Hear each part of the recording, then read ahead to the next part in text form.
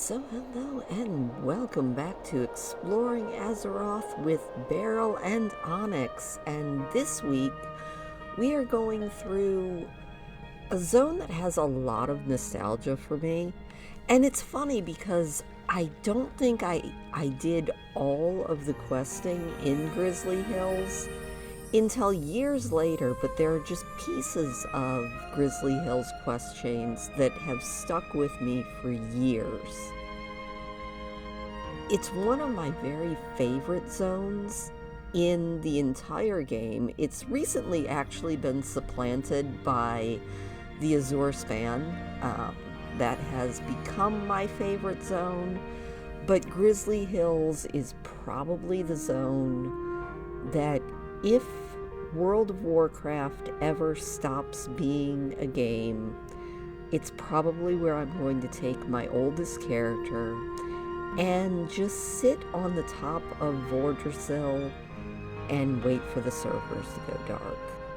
Most of that has to do with the music in Grizzly Hills, which is definitely one of the most iconic soundtracks in the game. I mean, you can argue that Invincible or the Ogrimmar or Stormwind theme music is better, and I won't say that you're wrong, but for me, it's the Grizzly Hills soundtrack. It's always been amazing. And speaking of the Grizzly Hills soundtrack, if you have your garrison in Warlords of Draenor upgraded with a jukebox, you can actually get a music roll. It's the Totems of the Grizzlemaw music roll, and you can get it from Remington Broad, who wanders around Grizzly Hills. I didn't know that until last year, and as soon as I found out, I definitely went and got that music roll. I looked for Remington while I was filming this, and I did not come across him. I know he starts over usually in Silverbrook and wanders the roads. I love Grizzly Hills, mostly for the music, but it does have some really cool quests, and it also has some very funny scripted RP interactions, and those happen in the Westfall Brigade, which is a fun little area to just hang out. I mean, it's got some quests in it that are interesting, but mostly what I like about it is that it's kind of their fan service callback area. At the beginning of the war against the Lich King, the People's Militia from Westfall joined the Valiant's expedition, and they came Northrend as the Westfall Brigade. And the fun part about it is you can find callback characters, or at least the kids of callback characters. You can find Private Jansen and Mr. Furball there, and they have an interesting interaction. Beryl, I can never say that name, and Private Jansen have a little interaction where Private Jansen says, "Boy, what I wouldn't give for a bowl of old Salma Saldine's Westfall stew about now. Gruel and hardtack are no way to survive." You know, it's not Salma Saldine's recipe. What? It's not Salma Saldine's recipe. It's Mama's. She asked some passerby to deliver it to Salma right before she and Pa left Westfall with old Blanchy.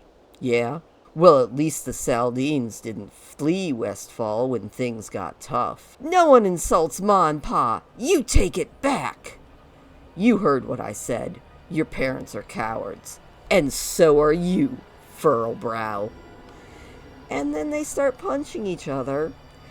And, Private Furlbrow actually wins. And it says in the WoW Wiki that Jansen despawns And after 7 minutes, he, spawns back in again. But when I clicked on him, it actually says that he's dead. I mean, we know he's not. But it does say that, and it makes me laugh. A lot of times I'll just go and watch them do it.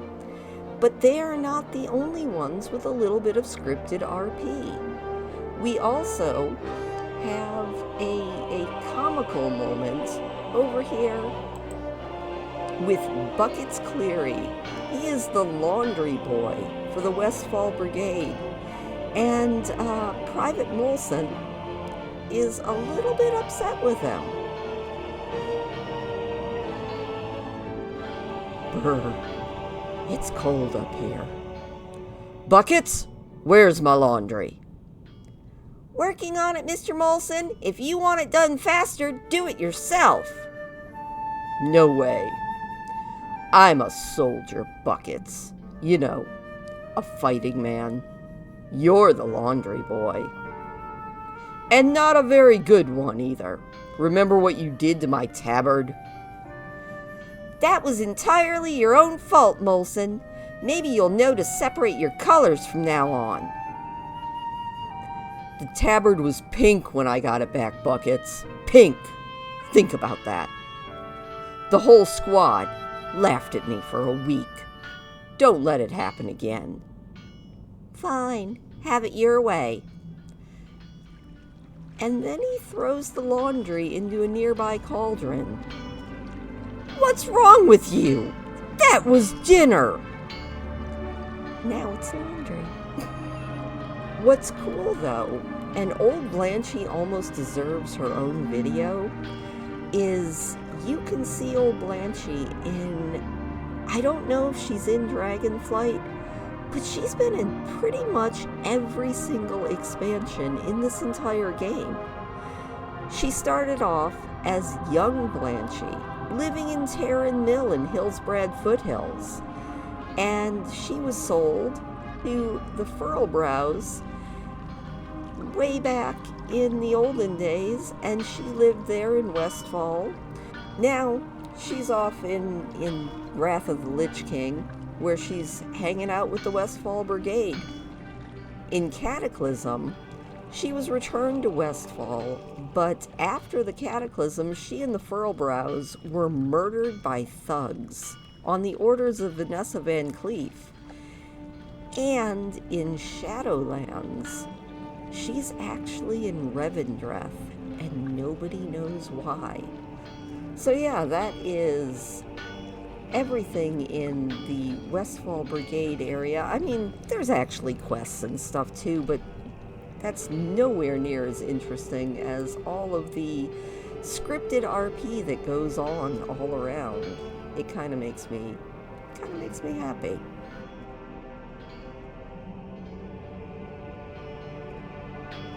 So the coolest thing about the Drakajin ruins is not that it's an archaeology point, although it is.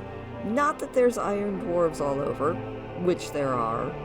Not that there aren't all these cool trolls everywhere. No, it's the fact that underneath Drakajin, you can actually just go down there and hang out in your very own little troll tomb area without being attacked. And it's also, I think, the very first appearance, at least the first appearance that I remember, of Harrison Ford, which is, what is his actual name in game? I always call him Harrison Ford because that's who he is, but he is down here, he's exploring, and he's managed to, as always, get himself into a situation. So, Harrison Jones, not Harrison Ford, is down here in the basement of this troll area. He's been tied up, he's going to be sacrificed, and like I said, I think this is the very first time that I remember running across him prior to Cataclysm, when, of course, he's all over Uldum. in here, he starts you off with a quest to get him out of his cage, and ends up, you know, with everything going wrong because snakes. Why did it have to be snakes? Another interesting spot is Shadowfang Tower out here on Blood Moon Isle. And you find out during the course of questing that Arugal from Silverpine Forest, who was in control of the Worgen in Fenris Keep, or Shadowfang Keep, is actually out here. He's been resurrected by Arthas, and he has been busily turning the trappers of Grizzly Hills into Worgen, which you kind of put a stop to, although a lot of Grizzly Hills does turn quite hostile to you, whether you are Horde or Alliance, just because of Arugal. So, interesting.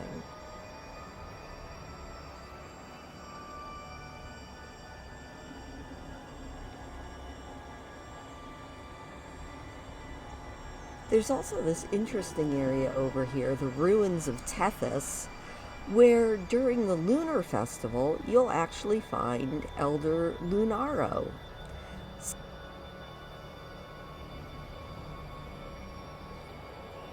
Of the trading posts that dot the entire zone, the two that I find the most entertaining are the Heartwood trading post, because you get to help Emily and her pet rabbit, Mr. Floppy. Mr. Floppy is much better able to handle himself than he lets on. Redwood trading post. It's a trapper camp. It's just northeast of Camp Oniwa in the Grizzly Hills, and it's currently the living area of Hugh Glass and his companion Griselda the Bear.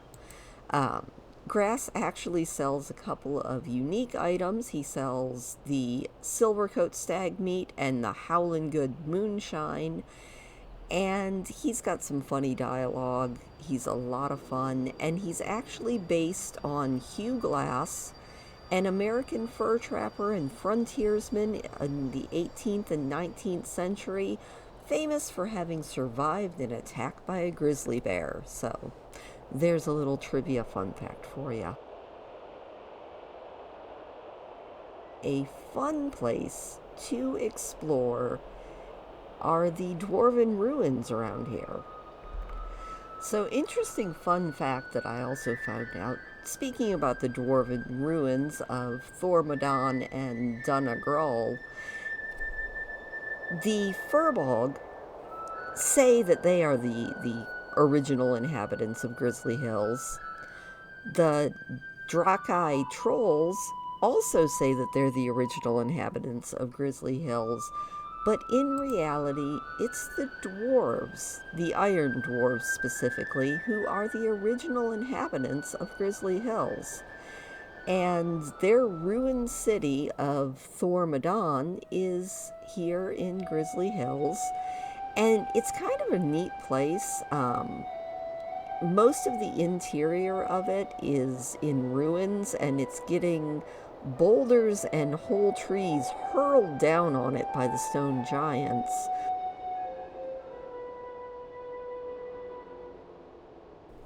Now we're coming up on the biggest, probably lore-wise, thing in Grizzly Hills, and that's Vordrassil.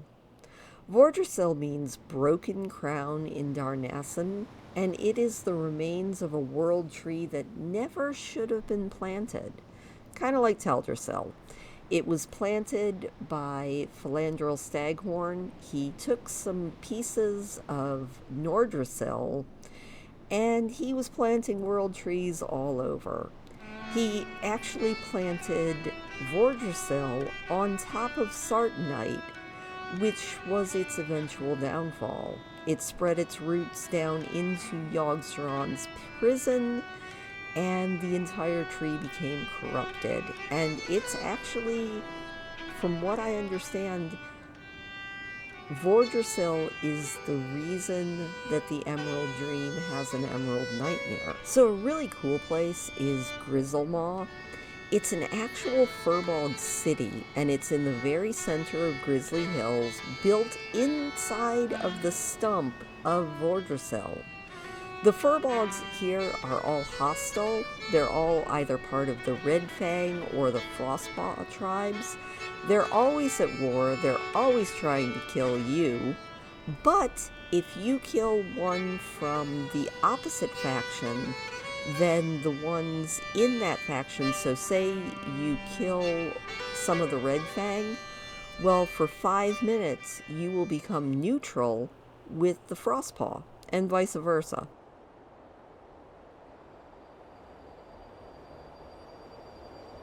Just above the Westfall Brigade encampment is Hollowstone Mine.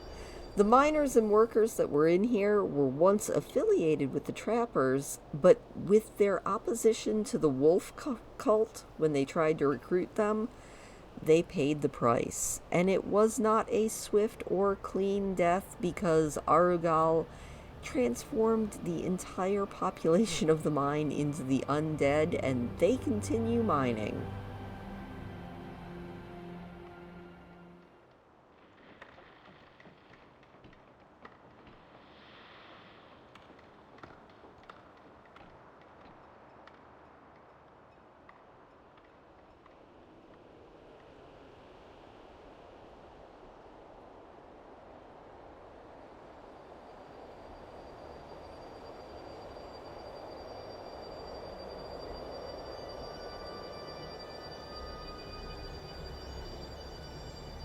And finally, the Amber Pine Lodge. Probably the most famous quest in Grizzly Hills takes place here.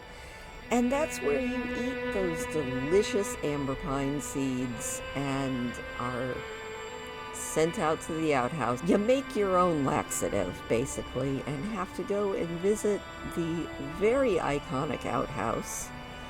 But I didn't realize that the Amber Pine Lodge was always an Alliance outpost, even before the war against the Lich King. But it was actually like a meeting hall and vacation spot. And the Valiant's expedition actually took it over, commandeered it. But never fear, since the end of the war against the Lich King, the lodge has slowly gone back to being a hunting lodge, with of course a outhouse that you can go and destroy anytime that you want to.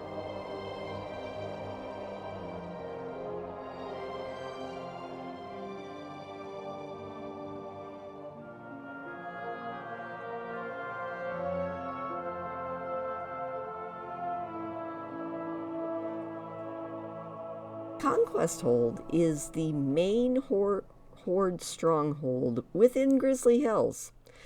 The walls are actually built around a fighting pit, and it was commanded by an orc whose name was Conqueror Krina.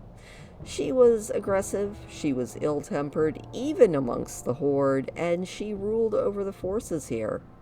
At some point, she actually ended up challenged within her own pit and got killed by her sister Gorgrana, who then became the new leader of the Conquest Hold. And the Conquest Pit was an interesting place. I know that there were quests within there, but I don't think I ever did them. Camp Oniwa is an area in the central eastern portion of Grizzly Hills. It's also one of the harder outposts to find. I think I flew over it like 17 times. They're kind of close to Solstice Village and just sort of a mostly peaceful area. They're taking in most of the Tanuka that are fleeing from all of the areas in Dragonblight and Borean Tundra edges, and as a result they definitely have grown since Wrath of the Lich King. In fact, Modron Bronzebeard actually came back here and said that if it ever came to a conflict between Camp Oniwa and Solstice Village, since they don't seem to be all that friendly, he would definitely put his money on the Tanuka coming out on top. You know, it's interesting. Grizzly Hills was actually based on the California redwood forests, but for me, it reminded me a lot of where I currently live, although when I first started playing World of Warcraft, I didn't live up here. But I had vacationed in the place that I live now my entire life. And whenever I was feeling particularly homesick, I would just go to Grizzly Hills and chill out in the tree. Thank you, as always, for joining me. Next week, we will be moving on to the Howling Fjord, which is the area in World of Warcraft that I feel looks most like where I actually live in reality. We're just going to kind of sit up here on top of Ordrasil in the spot that if WoW ever goes down is where I'm going to do my final log out. Until next week, thank you as always for joining me. Please do leave me a thumbs up if you don't mind. It does always make me smile. And I will see you next week.